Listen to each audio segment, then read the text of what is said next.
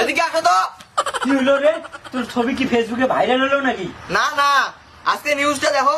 এই দেখো, 10 দিনে ইংরেজিতে কথা বলুন, তা না হলে 100% টাকা ফেরত। আমি ভর্তি হব মা। আরে বাপ রে, তুই ইংরেজি বললে হিন্দি হয়ে যায়। এবার আমি বলবো, hello boss, how do you do. শোন, শুধু ইংরেজি বললে হবে না, চাকরির ইন্টারভিউ আছে।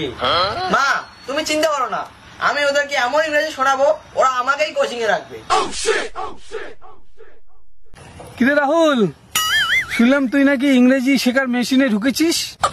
কাকু, এখন আমি গুড মর্নিং দিয়ে ঘুমোতে যাব, আর গুড নাইট দিয়ে ঘুম থেকে উঠবো। মনে আছে 10 দিনের হলো গিটার শিখতে গিয়েছিলি, আর শেষে গিটারের তার দিয়ে পায়ের মধ্যে ঘুঙরু বেঁধেছিলি। কাকা, এবার আমি সিরিয়াস।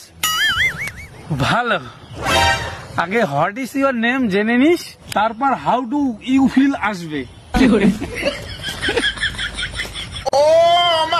বাবা, বাবা বলতো আনন্দবাজার পত্রিকাকে ইংরেজিতে কি বলে?